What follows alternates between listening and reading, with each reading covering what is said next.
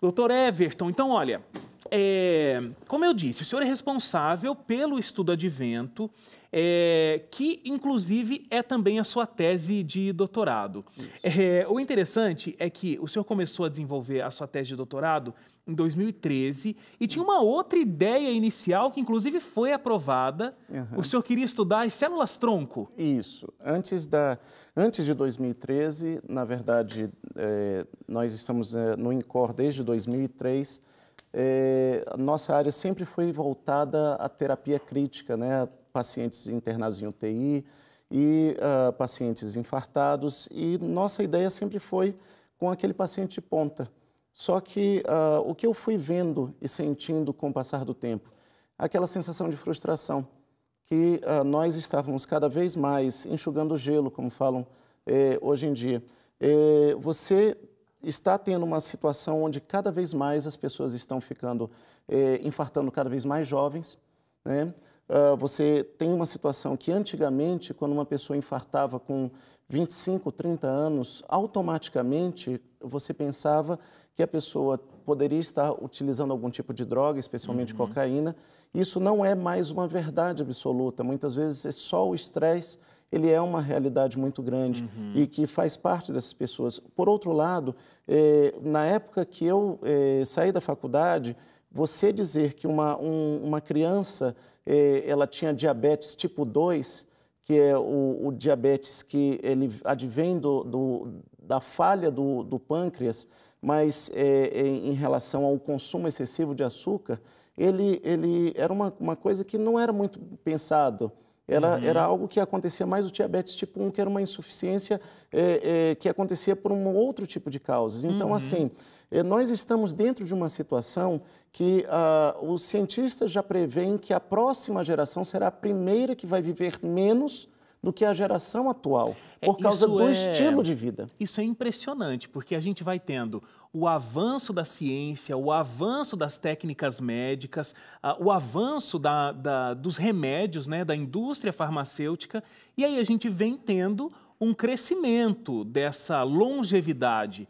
E aí, então, a gente agora tem esse dado de que essa geração vai viver menos do que a geração anterior. Isso por causa dos hábitos de vida. Quando eu era mais jovem, quando eu era criança, sempre quando nós vimos nos programas de televisão que, olha, técnica X vai agora ser miraculosa, vai aumentar a longevidade, mais tantos anos de vida, todos os homens agora, no ano 2000, no século XXI, vão viver mais do que 100 anos. No entanto, a medicina está se tornando cada vez mais cara e as pessoas, você não tem um aumento tão significativo assim da longevidade como se esperaria. Mas, doutor, o senhor concorda comigo que nem todas as pessoas da área médica, nem todos os médicos, eles estão muito preocupados com a saúde preventiva? Eu tenho uma sensação, ao ir aos consultórios, de que existe uma preocupação muito grande em vamos resolver o seu problema, então vamos te dar um remédio aqui e pronto. Mas as pessoas não estão, os médicos, eles não estão, de uma forma geral, claro, existem exceções, preocupados realmente na qualidade de vida e numa possível até mudança de hábitos. É porque eu vejo isso daí, porque, na verdade, nós estamos num mundo competitivo. Então, na verdade, quando você tem um hospital aqui, que ele coloca um tomógrafo, o outro que está aqui do lado, ele automaticamente coloca um outro tomógrafo. Um coloca um tomógrafo, uma ressonância magnética cara, o outro automaticamente coloca uma ressonância magnética cara. O paciente também ele perde um pouco o parâmetro disso daí. Se você pega e diz para um paciente, olha, eu tenho pacientes muitas vezes que chegam assim, e eu digo, você tem que fazer exercício, você tem que tirar o sal, tudo mais e tal. Tem alguns pacientes que já chegam assim, doutor, não é mais fácil você pegar e passar um remédio? Então, a gente está acostumado à pílula que resolve o nosso problema. Tudo. Então, assim, no meio dessa situação toda, a minha mudança de protocolo é que eu ia fazer um projeto que era muito interessante, que era muito bom, e eu respeito todos os projetos de ponta que sejam, que venham trazer algum tipo de benefício, mas o que eu poderia dar de contribuição à ciência está dentro de uma coisa mais básica que talvez está nas minhas origens como de ideologia, Claro. Volta-se também ao nosso papel como da parte médica, de você ser um agente de saúde, não um agente, muitas vezes, de buscar a doença, né? E também focar em maneiras de você atuar de maneira preventiva na sociedade, ajudando as pessoas a terem uma melhor saúde de uma maneira mais barata. E aí entra a questão justamente do estudo advento. E que mudou não só a linha da sua tese de doutorado, mas mudou a sua vida. Exatamente. Porque, olha, o doutor Everton, ele pesava 130 quilos. E ele emagreceu 46. A gente está vendo aqui umas imagens, inclusive, doutor, porque não é a primeira vez que a gente se encontra aqui na televisão, não, né? Em 2013, olha, a gente está vendo aí o doutor Everton no seu programa, que eu apresentava aqui na Novo Tempo ao vivo. Aliás, não é só o doutor Everton que mudou, você está vendo que eu também mudei um pouquinho aí, mas o doutor Everton está completamente diferente. É até assustador, né? Ver como era antes e ver agora parece, sei lá, irmão mais novo, alguma coisa do tipo, né? Obrigado. O que acontece? Você observar algo como o que nós vemos no estudo advento, foi um estudo que foi realizado com adventistas do sétimo dia, já foram realizados estudos com adventistas do sétimo dia em outros locais do mundo. Já foi realizado na Europa, nos Estados Unidos, mas faltava um estudo numa realidade como a brasileira. Sim. Porque todo mundo falava assim, aqui no Brasil, um país em desenvolvimento, recebendo em real, às vezes uma situação de desenvolvimento econômico um pouco complicado, nós precisávamos saber, será que isso faz diferença? Enquanto eu estava em desenvolvimento do estudo, surpreendeu muito as diferenças que foram dando. Eu esperava que nós encontrássemos diferenças, mas as diferenças que nós encontramos entre os grupos foram tão marcantes e, ao mesmo tempo... Quando o senhor diz as diferenças do grupo, o senhor diz os que têm uma alimentação não vegetariana, se alimentam de todos os alimentos, aí, carnes e tudo mais, os que não fazem uso da carne, mas consomem o leite e o ovo, então o ovo-lacto vegetariano, e o vegetariano estrito. Exatamente. Que é aquele que não faz uso de nada animal na sua alimentação. Isso também, mas eu queria apontar uma coisa muito clara. O estudo advento não trata só de dieta, mas estilo de vida. E isso é muito interessante, porque tem aí o exercício físico e mais alguns outros detalhes. Quando a gente vê os adventistas do sétimo dia, eles têm como princípio 8 princípios de saúde, que é a água, ar puro, luz solar, repouso, exercício, a alimentação adequada, a temperança, ou seja, o equilíbrio em todas as coisas, e uma atitude de confiança no poder divino. Então, não adianta você pegar um item isoladamente e você colocar em detrimento dos outros. E achar que ele vai fazer toda a diferença. Exatamente. Né? Isso querer fazer da dieta uma pílula, igual as pessoas que chegam ali e querem uma pílula para hipertensão e não querem fazer também a dieta. Então, todos esses itens nós estamos avaliando também nos pacientes. O que eu achei super interessante é o seguinte, que o senhor estava dizendo das diferenças, né, de vários países que já realizaram esse tipo de pesquisa. Aqui no Brasil, ficou que 35% dos vegetarianos têm como renda familiar 3 salários mínimos. Ou menos. Ou menos, até 3 salários mínimos. Até 3 salários mínimos. Bom, isso mostra que aquela história de que essa dieta só dá certo lá nos Estados Unidos porque o poder aquisitivo é melhor, ou ser vegetariano é um custo que a gente não consegue administrar com uma renda familiar pequena, caiu por terra. Olha, para nós caiu por terra e também tem um outro detalhe. Nós fizemos um pareamento de acordo com a raça. Porque você faz uma ideia que o vegetariano vai ser aquela pessoa que tenha pertença ao grupo social A ou B, seja uma pessoa com estereótipo branco, e, na verdade, nós não tivemos diferença entre os grupos em relação à raça negra, aos pardos, aos brancos, aos indígenas, aos orientais. Todos nos 3 grupos estiveram pareados da mesma maneira. Olha que interessante. Então, isso daí é uma coisa que nos fala muito, de uma maneira muito interessante, que se serve para um grupo, serve para outro. Se a pessoa que está assistindo, que está ouvindo, diz assim, olha, isso daqui é algo que acontece só para a pessoa que tem uma renda alta. Não, você pode ter alimentos simples, você pode introduzir na sua dieta alimentos simples que sejam efetivos e que vão te dar uma boa saúde.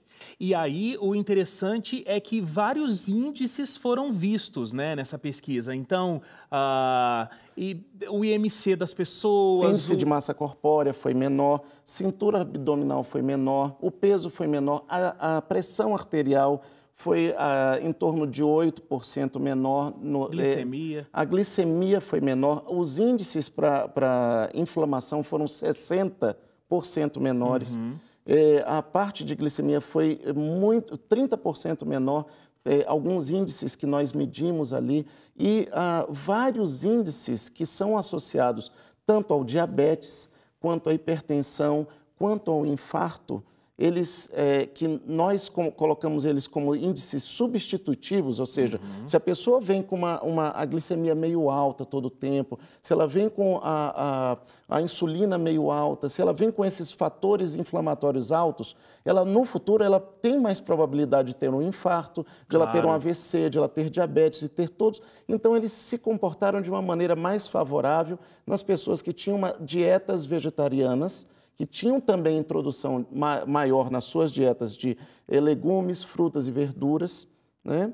E pessoas que também tinham dentro dos seus hábitos, isso é algo que nós estamos ainda em análise, mais exercício físico, e nós estamos analisando também algumas coisas bem interessantes que ainda nós não podemos divulgar em relação à cognição e em relação à memória. Então, como a atuação do cérebro vai estar tendo um desempenho mais interessante graças a isso. E eu queria deixar bem claro isso daí. Não sou só eu que estou aqui nesse grupo. São mais de 30 pessoas, 30 pesquisadores. Claro. O senhor coordena Eu coordeno o grupo. Então, existem psicólogos, existem nutricionistas, existem odontólogos, tem artigos que já foram publicados na Nature Communications. Então, é um grupo grande de trabalho que atua de maneira muito séria em relação a isso. Doutor, e o senhor experimentou de verdade, né? Exatamente. O estilo de vida saudável, que vai muito além da alimentação, como a gente estava comentando. O senhor também sentiu esses resultados? Claro, não precisa me explicar todo o seu exame, todo o seu quadro médico, mas mais disposição, sei lá, a sua pressão ficou melhor? Olha, a primeira coisa, eu vou tentar resumir ao máximo possível e dizer duas coisas. A primeira coisa é o seguinte, eu fui na fé para levar isso daí, mas normalmente, às vezes, a gente leva as coisas meio como uma coisa é o trabalho, outra coisa é você aplicar na sua vida. Exatamente. Mas algumas experiências aconteceram comigo, pessoalmente, em relação até ao exemplo que eu tenho para dar para os meus filhos. Eu tenho 2 filhos, um de 8, outro de 4 anos, que pegaram e mudaram e disseram assim, não, eu tenho que pegar e experimentar isso plenamente. Não, e a sua mudança é incrível, doutor. Assim, não felizes com a história do seu programa, mostrando as imagens antigamente, a gente trouxe o jaleco que o senhor usava naquela época. Vamos só mostrar? Gente, olha, o doutor usava esse jaleco naquela época do seu programa. Vamos colocar aqui, doutor, tira esse aí. Ai, ai, ai. Surpresa aqui, porque é impressionante o resultado que um estilo de vida saudável faz. E a gente vê tanta gente querendo essa pílula do sucesso para conseguir emagrecer, conseguir perder peso e tudo mais, quando, na verdade, os segredos são esses 8 remédios que o estudo Advento está trazendo. Esse daqui tem um pouquinho de diferença aqui. Olha na câmera aberta aqui, gente. São 46 quilos a menos. Fica de ladinho aqui, doutor, para a gente ver direitinho. Eu tenho que confessar para você, esse jaleco, os botões já estavam abrindo. Então, ou seja, não era que ficava folgadinho, não. Não, eu já estava tendo que usar ele meio aberto aqui, meio fora do coisa. Ele não sei. Cabe outro doutor Everton aí dentro. Dá alguém por dentro aqui. Outro dia eu estava brincando com isso daqui, entraram meus 2 filhos aqui dentro. Couberam. E colocaram a cabeça, um do lado, outro do outro aqui dentro. Mas, doutor, é importante que a gente ressalte também o seguinte, né?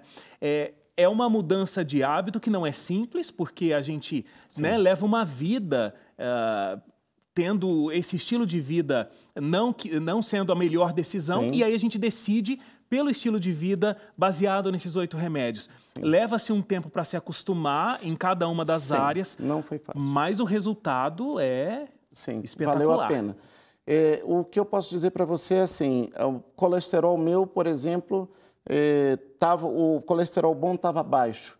Em 2 meses, ele teve um efeito que eu não esperava, que eu nunca tive com os pacientes usando remédio. Eu não usei remédio. Então, assim, vale a pena. Foi um sacrifício. Com Foi certeza. algo que, na verdade, teve uns momentos que eu chorei mesmo de pegar e fazer algumas adequações. Mas vale a pena e eu acho que eu tive uma outra experiência até como médico. Porque uma coisa é você chegar, antes, até para eu dizer para o paciente fazer uma caminhada, eu me sentia constrangido. Porque o senhor não fazia. Eu não fazia e também até para dizer para o paciente, imagina, dizer para o paciente emagrecer. Era uma coisa que não dava. Cabendo dentro desse jaleco. Cabendo dentro do jaleco não dava.